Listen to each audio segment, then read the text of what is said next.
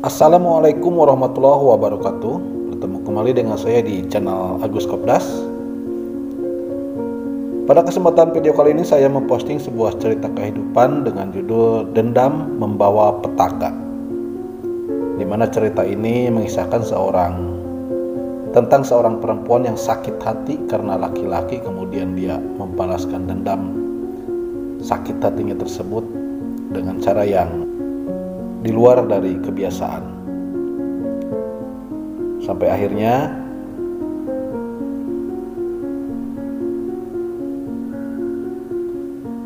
dia mengidap penyakit AIDS dan lalu hanya tersisa penyesalan di sana.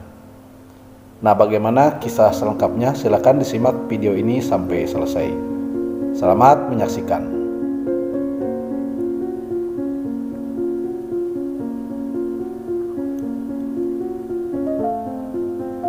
Embun pagi berkilauan di sinari mentari yang muncul dari arah timur. Di sebuah kamar hotel, Cinta baru saja tersadar dari efek minuman beralkohol yang dia minumnya semalam. Dia sangat terkejut melihat tubuhnya yang telanjang. Di sampingnya terlihat seorang pria yang juga telanjang masih tertidur pulas.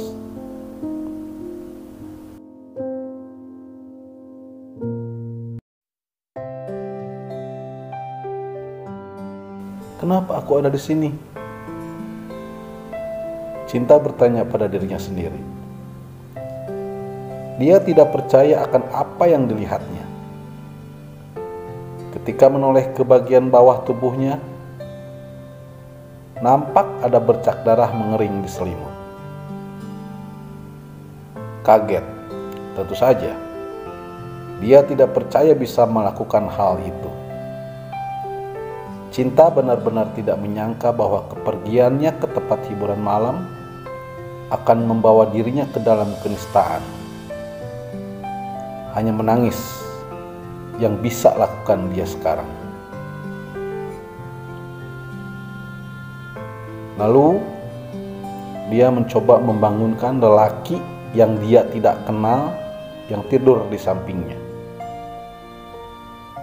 "Hei, bangun hei," ujar Cinta sambil membangunkan lelaki yang sedang tertidur di sampingnya tersebut. "Oh, hei, kamu sudah bangun?" Pria itu menjawab. Matanya masih terlihat mengantuk. "Kamu siapa? Terus ngapain ada di sini? Siapa yang bawa aku ke sini? Apa yang telah kita lakukan?" tanya Cinta sambil menutupi tubuhnya dengan selimut.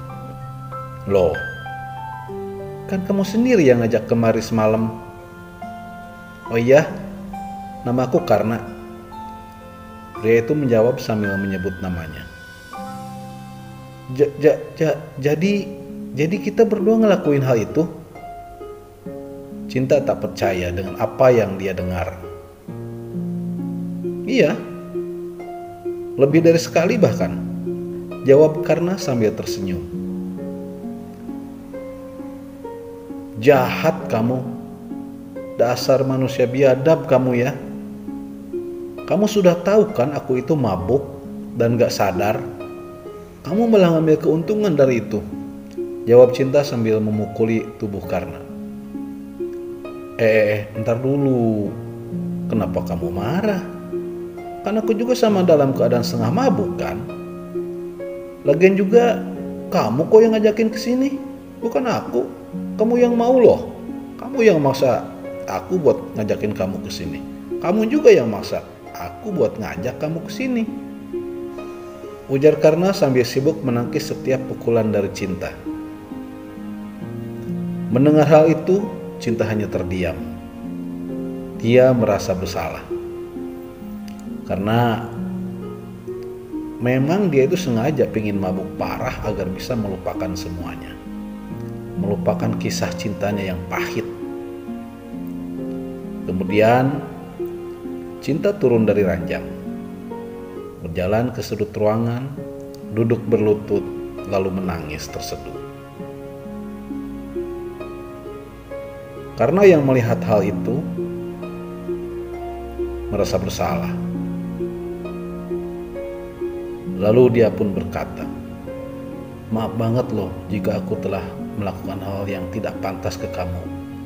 Tapi tenang aja sih, aku siap tanggung jawab kok. Apapun itu, semuanya. Kamu mau apa atau bagaimanapun aku siap tanggung jawab. Jangan takut, aku ini lelaki bertanggung jawab," ujar Karna. Ya Tuhan, sampai begini hidupku. Hanya karena sakit hati ditinggal nikah oleh pria yang tercinta.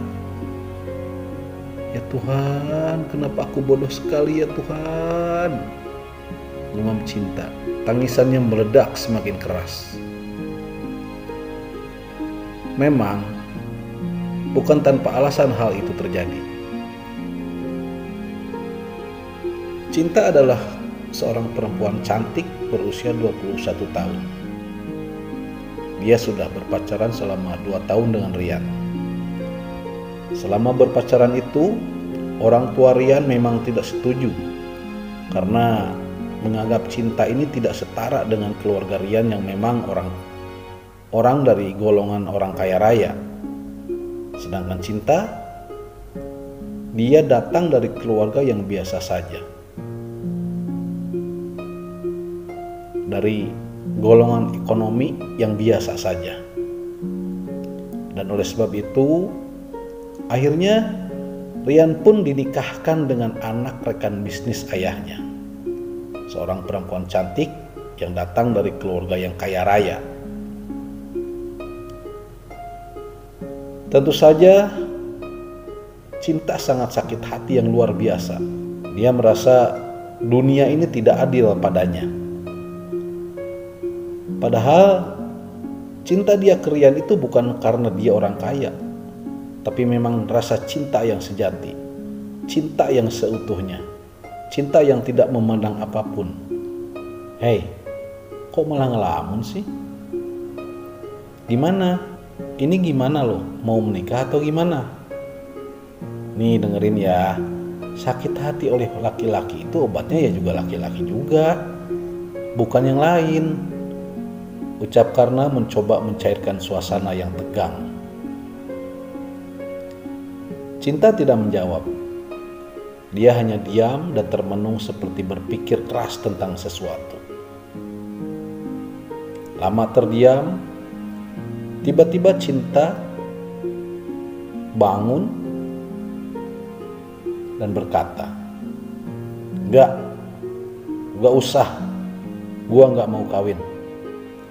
Udah, mulai sekarang gua bakal balaskan sakit hati gua ke laki-laki. Laki-laki manapun yang gua mau harus gua dapetin. Ketika dia sudah jatuh cinta ke gua, maka saat itu juga gua tinggalin. Sudah kepalang rusak badan gua. Jawab Cinta lalu berdiri dan menghampiri Karna. Karna hanya terdiam. Dia tak menyangka bahwa Cinta akan berkata seperti itu. Udah, sekarang kamu harus membayar atas apa yang sudah kita lakukan semalam. 50 juta. Kalau enggak bayar, gue lapor ke polisi bahwa lu sudah memperkosa gue.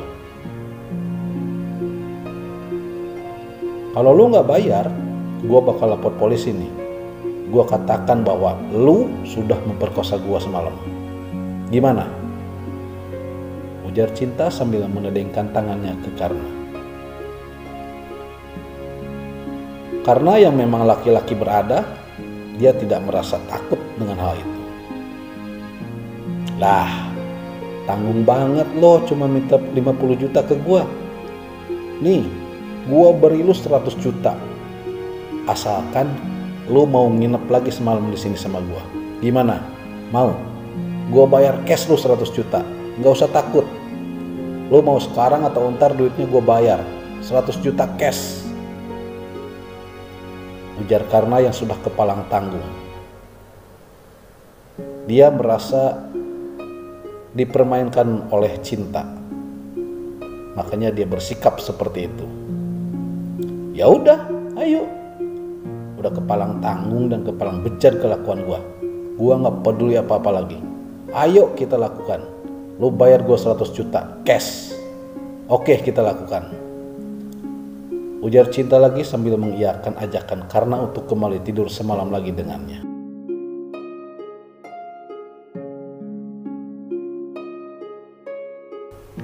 Pemirsa dimanapun berada,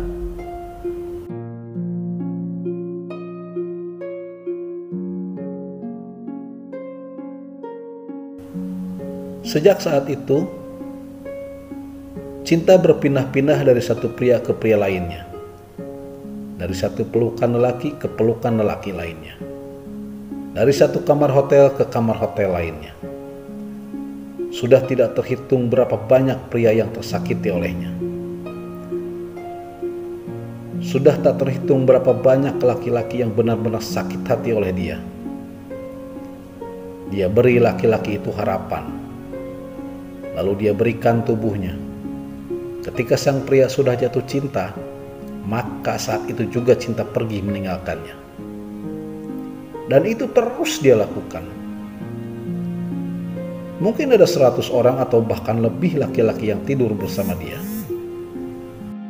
Sampai suatu ketika, dokter memvonis bahwa dia mengidap penyakit AIDS. Kaget, tentu saja. Cinta pun menyesali perbuatannya. Dia tidak menyangka bahwa semua perbuatannya akan mengundang penyakit yang berbahaya itu ke tubuhnya. Hanya menangis yang bisa dia lakukan sekarang. Karena memang penyesalan itu selalu datang terlambat. Singkat cerita, karena penyakit yang dia derita semakin ganas, Cinta pun bertobat. Badannya yang dulu sempurna, langsing, dan bagus, sekarang tinggal tulang yang terbungkus kulit akibat penyakit AIDS yang menggerogoti tubuhnya.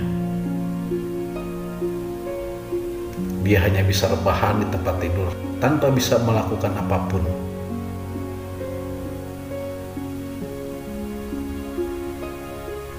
Menangis pun sudah tak ada guna. Dia cuma bisa pasrah terhadap nasib apa yang akan dia terima ke depannya nanti. Semakin hari, hidupnya semakin sengsara. Hingga pada akhirnya dia pasrah pada suatu keadaan bahwa dia tidak akan selamat. Semakin hari tubuhnya semakin habis. Dan pada satu siang, Cinta sudah tidak kuat lagi menahan nyeri yang dia rasakan. Semua keluarganya berdoa di sampingnya, berharap ada keajaiban bahwa Cinta bisa sembuh kembali. Namun pada akhirnya, diakhiri dengan syahadat, Cinta pun melepaskan nafas terakhirnya.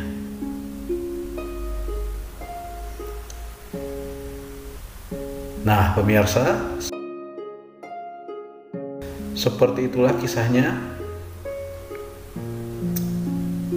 Mohon maaf bila ada kesamaan nama, tempat, atau tokoh dalam cerita ini. Cerita ini hanya fiktif belaka. Terima kasih yang sudah nonton dari awal. Sampai berjumpa kembali di cerita yang lainnya. Assalamualaikum warahmatullahi wabarakatuh.